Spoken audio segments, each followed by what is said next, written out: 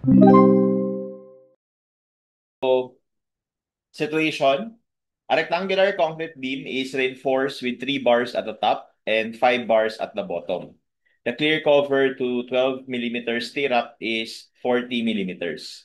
Given the maximum steel ratio of 0.021, use FC prime of 27.5 megapascals, and Fy equals 415 megapascals. So for the first question, you're given the beam width 400 millimeters, effective depth 500 millimeters, and then using 28 millimeter diameter main reinforcing bars, which of the following gives the nominal moment capacity of the section? So for number one, this is a problem about investigation, no?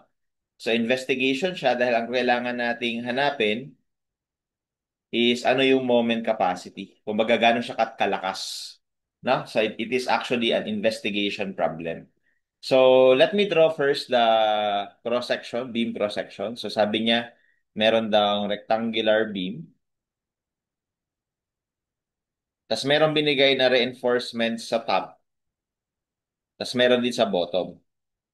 Nakalagay sa top, ano siya, 3 bars.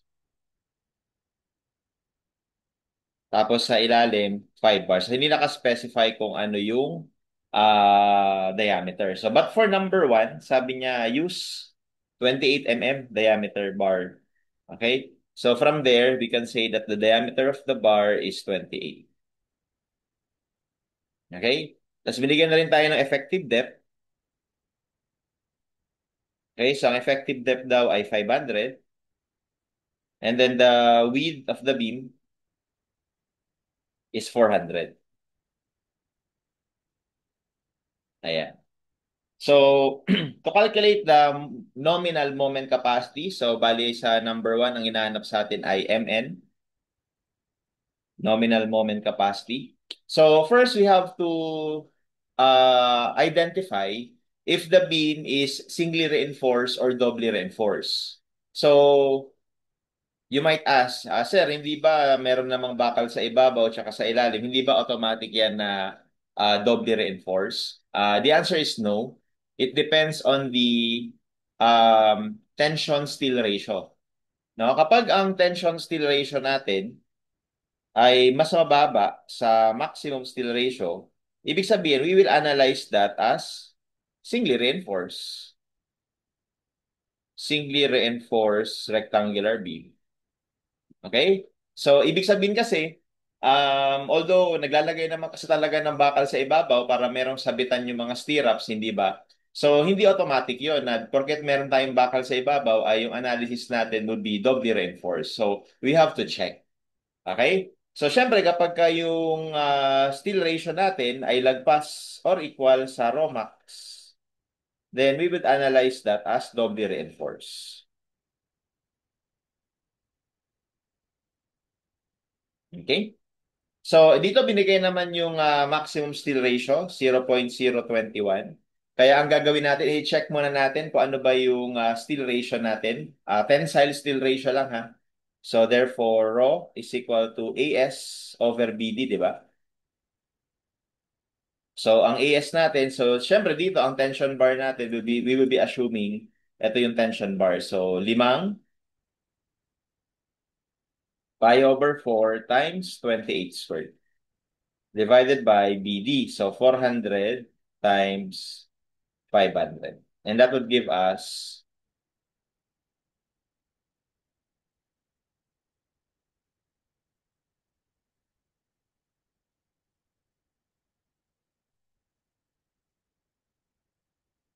okay, so 0.015.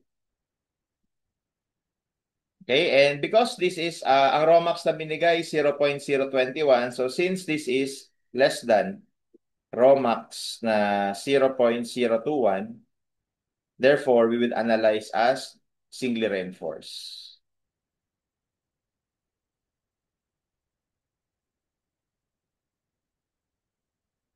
So, ibig sabihin, hindi na natin or ine-neglect lang natin itong bakal na to. Okay, so let me just redraw this.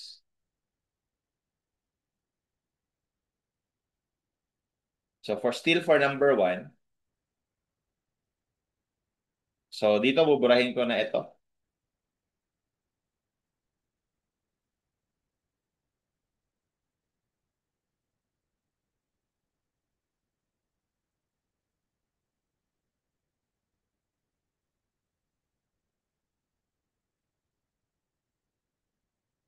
Burahin na natin yan. Okay? And then this is just 5 na 28 millimeter diameter bars. Okay?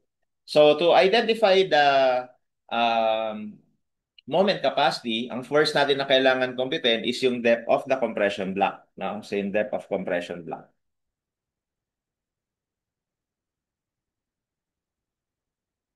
Ayan, yung A. Okay? And how do we solve that? So simple lang, kunin lang natin itong this is our tension and then this is our compression sa concrete. 'Di ba?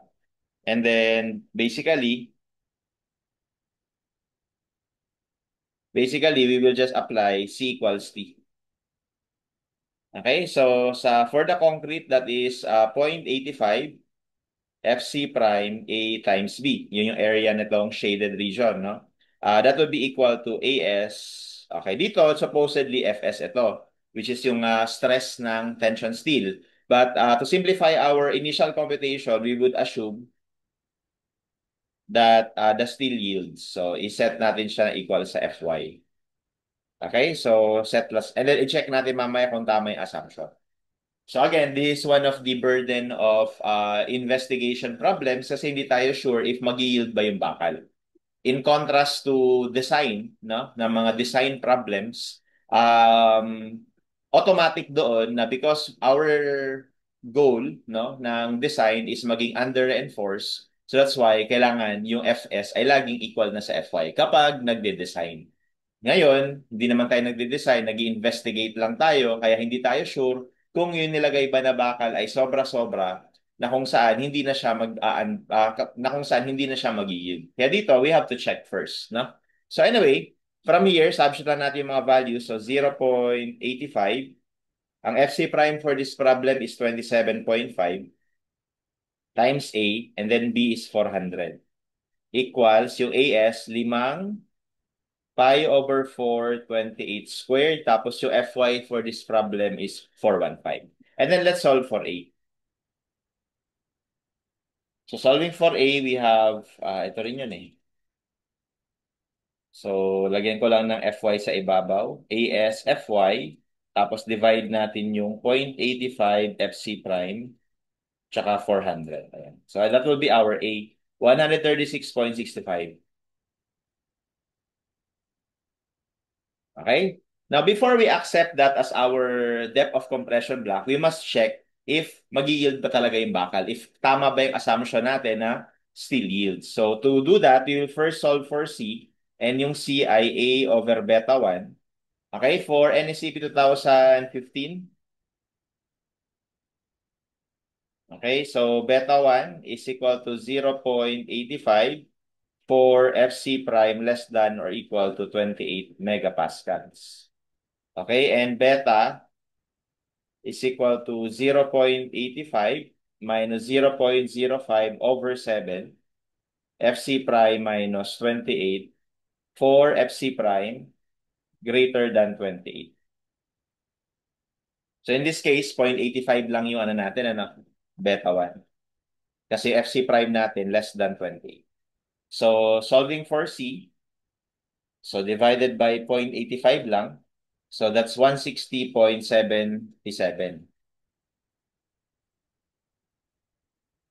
Okay? And then from here, we can check the actual stress in steel. Di ba yung actual stress ng steel, Fs, is 600 D minus C over C. Okay? So, that is 600. Ang D natin ay 500. Ang C natin ay 160.77 over 160.77. So, the actual stress in the steel is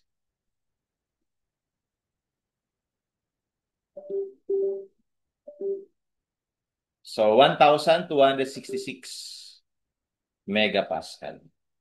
So because our actual stress in the steel exceeds Fy, na equal sa 415 for this problem.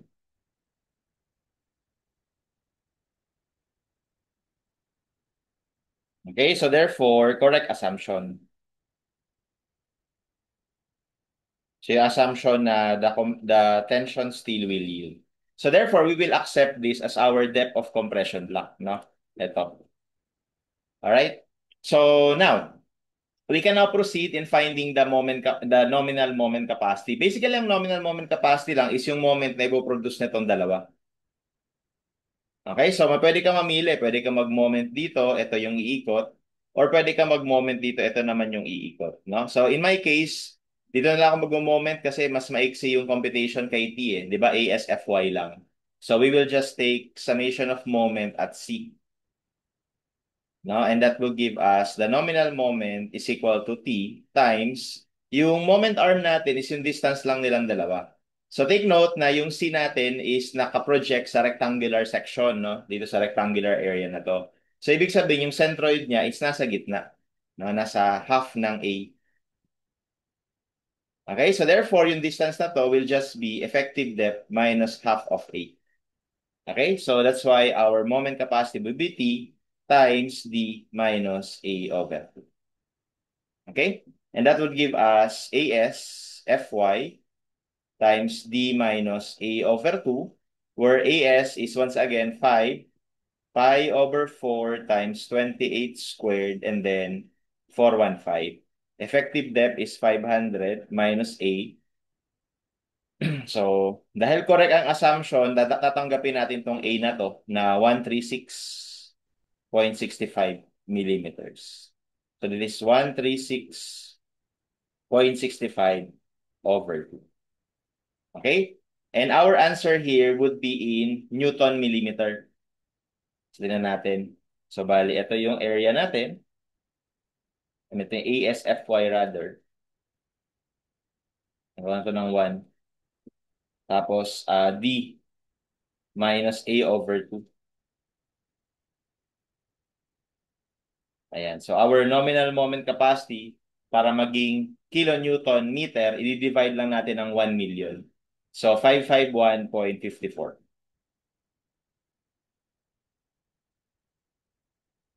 Okay? So, our answer for number 1 is letter C. Okay, take note ha, nominal yung tanong, no? Nominal. Pag nominal, unfactored yun. Okay, or wala siyang reduction factor rather. Okay? So, also in terms of the units, ito kasi naka-millimeter squared. Ito naka-megapascal na equal sa Newton per millimeter squared. Tapos ito naman naka-millimeter. Magka-cancel lang kasi to kaya ang matitirang units ay Newton millimeter. So again, para maging kilonewton meter, di-divide mo lang ng 1 million. Kasi yung 1,000 galing sa Newton and then yung another 1,000 is galing sa millimeter to meters.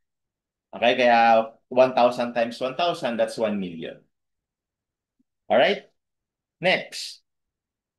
Um, number 2. So this is for number 1. Number 2, we are given the factored moment of 550 kilonewton meter. Reduction factor phi is 0.9, beam width is 400, effective depth is 500. Which of the following gives the diameter of the reinforcing steel? So pinapahanap dito yung diameter. So medyo unorthodox itong tanong na to. Pinapahanap yung bar diameter. No, pero dito sa problem na to, since binigyan tayo nung design moment, so ibig sabihin, ang pinapagawa dito is pinapa-design. Okay, yung number 1, investigation. Yung number 2, pinapa-design. Bakit design yung process sa number 2? Kasi sa number 2, wala pa tayong area ng reinforcing steel. Wala pa tayo niyan. Kaya ibig sabihin dito, para makuha natin yung bar diameter, we will start by calculating muna ano ba yung required na area ng reinforcing steel. So, design problem siya. So, kapag design problem naman, kung napansin nyo kanina, una, ginawa natin C equals T. Kapag nag-i-investigate, laging una C equals T. Tapos saka lang yung MN. Sa pag-design, baliktad. No? So, laging ang una, MU is equal to phi MN. Yan yung laging una. Okay? Tapos, for this particular problem, Although merong bakal na ilalagay sa ibabaw, so kailangan natin itanong, ano ba ang kailangang design nito? Singly reinforced ba or doubly reinforced? So sa ngayon, i-assume na lang muna natin na singly reinforced siya. Tapos i-verify na lang natin mamaya kung tama ba, no? Kung tama ba na yung assumption natin ay singly reinforced. So ibig sabihin, i-neglect muna natin yung bakal sa ibabaw. So ito yung muna AS. Okay, so therefore, this is once again the effective depth. For number 2, may binigay na effective depth and that is 500. Actually, 500 pa rin, pati yung beam width 400 pa rin. So walang pinagkaiba doon.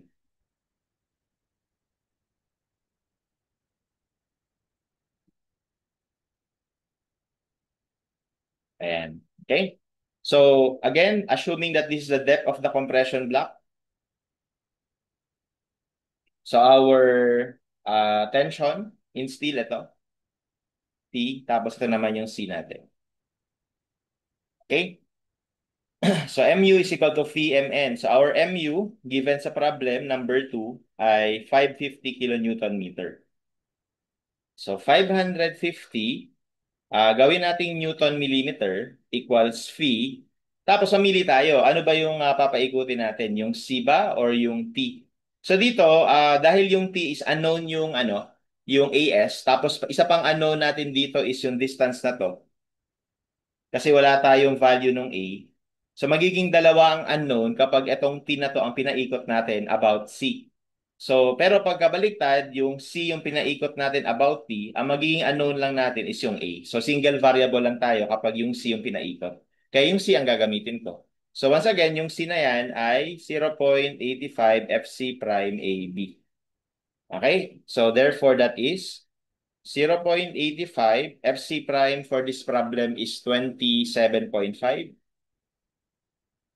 Tapos A, tapos B. Okay? Tapos D minus A over 2. Diyan sa baba.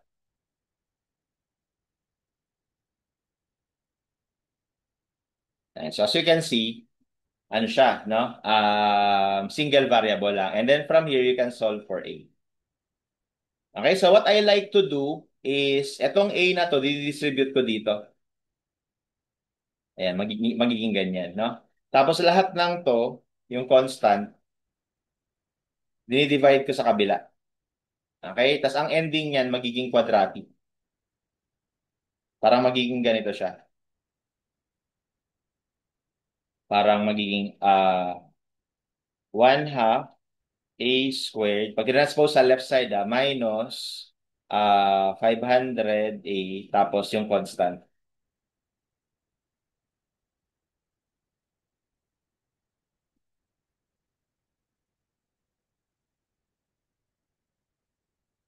So this is just my personal preference. Tapos naka-equate sa 0. So quadratic siya, di ba?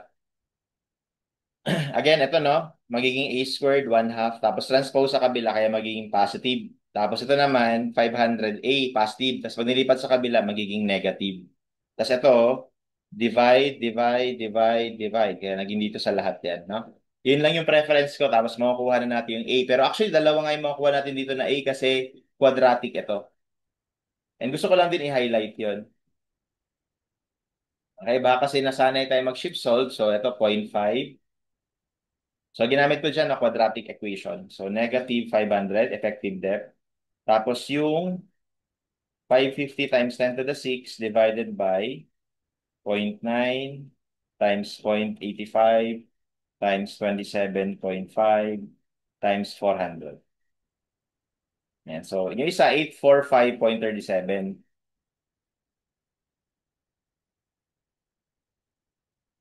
Yung isa, 154.63. Ayan. Okay, so of course, hindi natin itatanggapin tong isa. No, kasi yung isang yan, lagpas na yung A mo dun sa 500 eh. Di ba? So ito lang yung possible na value. Okay? Ngayon, nung nag-assume tayo na singly reinforced beam siya, kailangan natin i-counter check kung tama ba yung assumption na yon. So here's the tricky part. Sa actual board exam, although minention na naman na we are using NSCP 2015, kaya lang napapansin ko sa actual board exam, meron pa rin minsan na lumalabas na NSCP 2001. Kaya medyo ano natin ng kaunti, no? I-discuss natin parehas para kumbaga alam natin parehas. Kung NSCP 2015, dito pa lang ma-verify na natin kung singly reinforced ba talaga ang kailangan natin. So NSCP 2015, no? So sa NSCP 2015 kasi, meron tayong tinatawag na maximum depth of compression block. And that is 3/7 beta 1 times effective depth. Okay, this is based on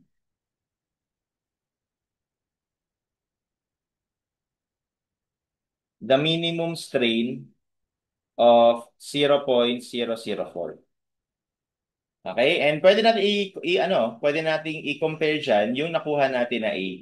So ano ba ang mangyayari? Kapag ka ito nakuha natin na A ay mas mababa sa A max, ibig sabihin, singly reinforced lang talaga. Hindi natin kailangan maglagay ng compression steel. Pero kapag itong A na na-compute natin, lumagpas dito sa A max, therefore, kailangan na natin maglagay ng compression steel. Okay? That is for NSCP 2015. So, let's compute A max. That is 3/7. Beta 1 is 0.85 while effective depth is 500. So that is 3/7 times beta 1 times the effective depth. So that gives us 182.14 millimeters. So dahil itong nakuha natin ay mas mababa sa A max, so therefore, didesign natin siya as singly reinforced rectangular beam. So, yun yun, no? So, ibig sabihin, i-design natin siya as a singly reinforced rectangular beam only. Okay? So, that is if you are using NSCP 2015. Dito pa lang, pwede mo na ma-verify kung singly reinforced ba yung design mo or hindi. Pero kung NSCP 2001, later mo pa ma-verify kung yung ano ba, yung design mo would be singly or doubly reinforced. So kailan? Kapag nakuha mo na yung area kapag nakuha mo na yung area ng steel. Okay? So ituloy lang muna natin. So dahil sa according naman sa NEC 2015, singly reinforced lang ito, anong next step? Pag nakuha na natin to, ang next natin gagawin is C equals to T na. So C equals T.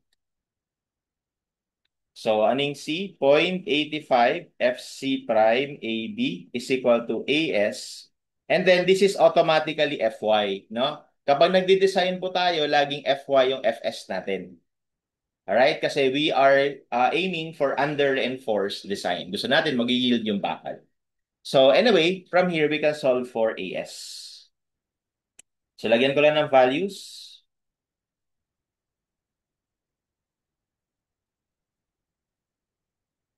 And then B is 400. Okay, so we can solve for AS.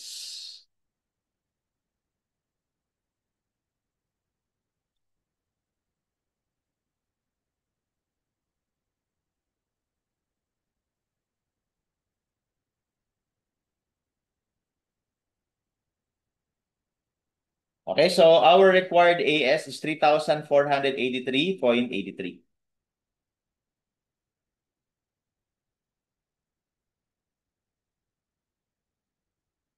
Okay, so kung NACB 2001 to, dito pa lang natin ma-check kung doubly reinforced ba to or singly reinforced. Paano? So i-compare natin to sa maximum required steel ratio.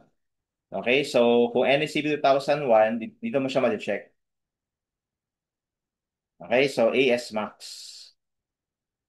na equal lang sa Rho max BD. Tapos sa NEC 2001, ang raw max natin ay 0.75 ng raw balance. So minsan binibigay sa atin raw balance eh. Okay? So kapag ganun, you can use NEC 2001. No? However, again, in the actual board exam, kailangan alam natin parehas para kung NEC 2001 man yon or kung 2015, we can still answer. Okay? So anyway, dito, i-check lang natin kung paano kung NEC 2001 yung ginamit. So, ang AS max natin ay Romax 0.021, given naman eh, di ba? Given naman, oh. Ayan, 0.021, given naman. Tapos BD na lang.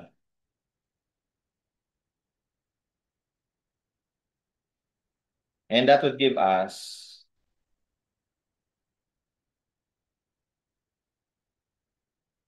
4,200 millimeter squared. So dahil yung nakuha natin na AS ay mas mababa sa AS max. Okay, so therefore the design is singly reinforced rectangular beam. So ganyan tayo mag-check dati noong 2001. Kaya para sa akin, mas convenient yung 2015 kasi dito pa lang, sa pagkuha mo pa lang ng A, may verify mo na kung siya ba ay singly or doubly reinforced. Sa lumang code, sa dulo mo pa malalaman. Okay? Kaya it depends ano yung susundin ninyo. Okay, pero syempre, by default, nowadays, ang ginagamit na natin, ito na. Ito na yung ginagamit natin. So kaya ko lang dinidiscuss din ito is baka lang ang maitanong sa inyo, maibigay sa inyo sa board exam nyo, ay meron pang kinalaman sa NSCB 2001. Alright? So anyway, dahil nakuha na natin yung AS, ito na yun. So ngayon, we are ready to compute for the required diameter. Kasi lumalabas, di ba, yung AS natin ay equal sa number of bars times pi over 4 times diameter of bar squared. Di ba ganyan? So, depende ko ilan yung number of bars. So, ito, 3483.83. Yung number of bars dun sa tension side, according to the problem, di ba 5? So, mula dito, makukuha na natin yung required diameter of bars.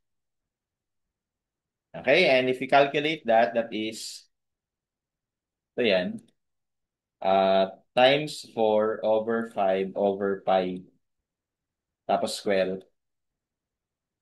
So that gives us 29.79 mm. So kailangan natin at least 29.79 mm. Okay? And if you look at the choices, syempre pipiliin natin yung next na higher value kasi nagde-design tayo eh. So out of all of this, the best answer is letter B, 32. Okay, yun yung next higher value.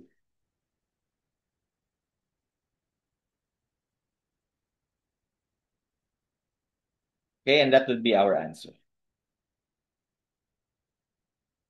Alright?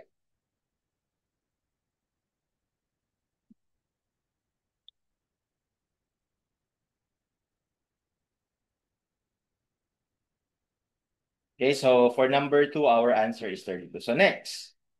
Calculate the minimum width of the beam based on code requirements for concrete cover of rebars of diameter of bars if diameter of bars is 28 mm. So pinapahanap yung minimum width dito. Okay? So that is for number 3.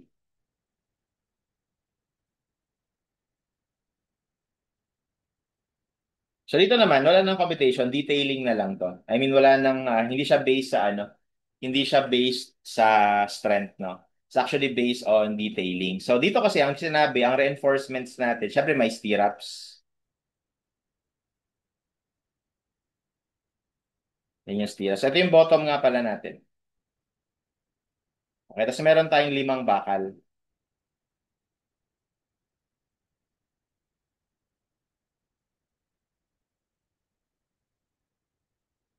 So meron tayong 5 bakal, no? Okay, 5 na bar. So ngayon, ang tinatanong na ano yung minimum width dito?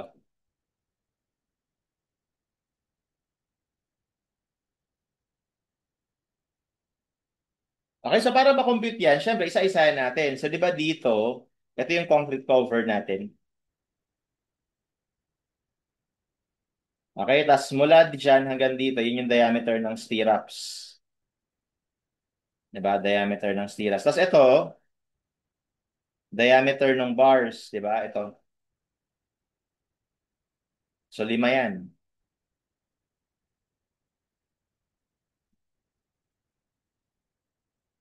Ayan. Tapos, maliban doon, meron pa tayo dito, ito, yung clear spacing. Diba? So, ito.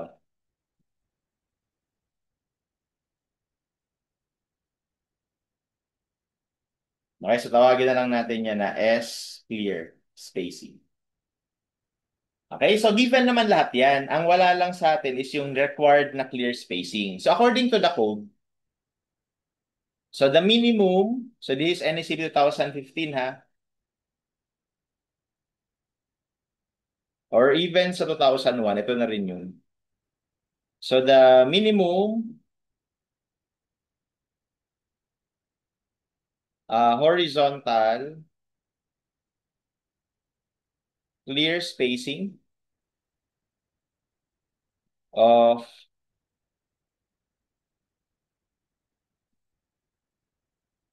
longitudinal bars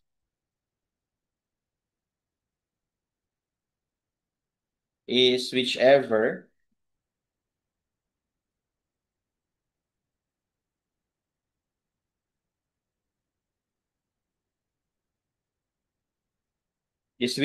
is larger between the three.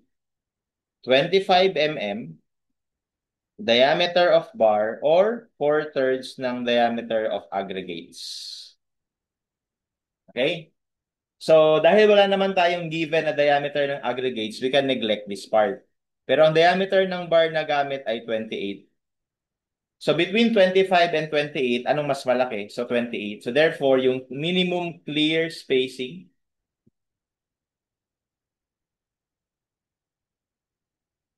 is 28 mm. And because we now know ano yung required na minimum clear spacing, we can now compute the minimum width of the beam required. So, dalawang concrete cover plus dalawang diameter ng stirrups plus 5 diameter ng main bar plus ilang clear spacing yan? Isa, dalawa, tatlo, apat. So, apat. Apat na clear spacing. And because we want to minimize yung width, i-minimize din natin yung clear spacing. Kasi yun lang naman yung makokontrol natin eh. Other than that, fixed na yung values na itong mga to eh. Diba? Okay, so we have 2 times 40 plus 2 times diameter ng stirrups. 12 yung given. Okay, 12 yung given. Plus 5 na 28 plus 4 na 28. So that gives us the minimum required width.